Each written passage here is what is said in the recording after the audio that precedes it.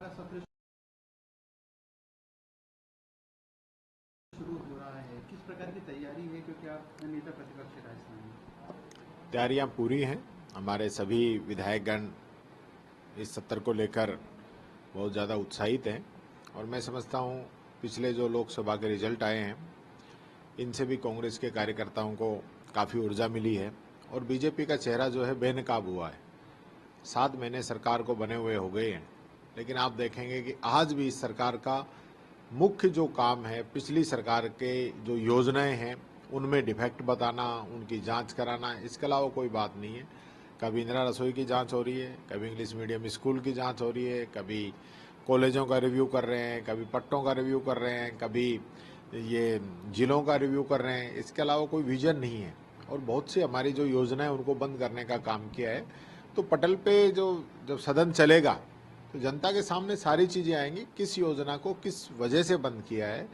ERCP का जो इन्होंने पीकेसी किया उसका एमओयू आज तक नहीं आया, ये सारी चीजें रहेंगी। विशेष रूप से आज जिस प्रकार से बिजली की अघोषित कटौती चल रही है, पूरी रात जो है गांवों के अंदर शहरों के अंदर बिजली नहीं आ रही है, जिसकी वजह से पानी की भी भयंकर समस्या हुई पड़ी है। कोई सुनने वाला नहीं है, कोई अधिकारी फोन नहीं उठाता है, कोई मंत्री फोन नहीं उठाता है और कोई सरकार की तरफ से जवाब नहीं आ रहा है। 2 शब्द कोई अखबार में नहीं आ रहे हैं।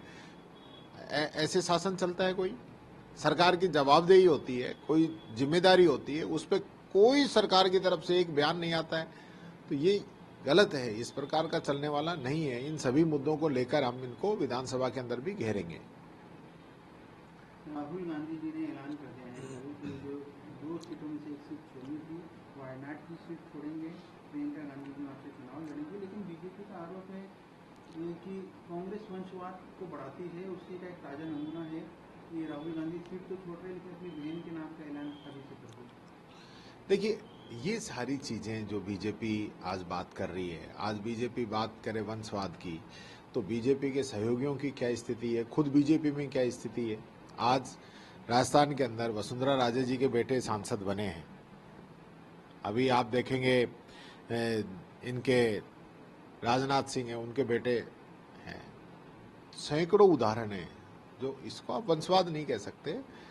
जो जनता चाहती है, इलेक्ट्रोल पॉलिटिक्स के अंदर ये लोग हैं, चुन के आ रहे हैं, जनता जिता के भेज रही है, तो इनको क्या दिक्कत है। जी ने ईवीएम पर सवाल उठाया है, क्योंकि राजस्थान में भी 2 बार के 25-25 सीटें लगातार बीजेपी ने जीती और इस बार आपने ये जो 11 सीटें आपका और गठबंधन जीत कर आई। तो क्या ये जो आरोप जो राहुल गांधी लगा रहे हैं उसमें कोई सच्चाई लगती है आपको? देखिए, राहुल गांधी जी जो आरोप लगा रहे हैं उनमें सच्चाई है।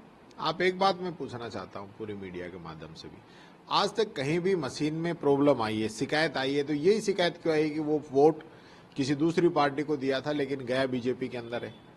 और अभी आपने देखा होगा मोबाइल से ईवीएम खुल गई।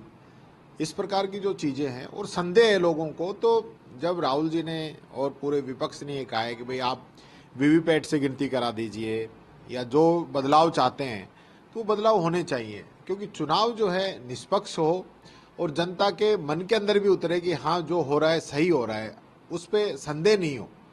आज वो स्थिति नहीं है, लोग फिर भी संदेह कर रहे हैं। इस प्रकार की स्थिति आ रही है, बार बार लोगों ने ईवीएम पे सवाल उठाए हैं, जांच भी के घेरे में भी ये सारी चीजें आई है। तो ये चीजें होनी चाहिए, क्लियर हो जाए, क्या दिक्कत है। लेकिन आपको लगता है क्योंकि चुनाव आयोग तो कह चुका है किस प्रकार के आरोप निराधार है, इसमें कोई सच्चाई नहीं, वो तो कहेंगे ही।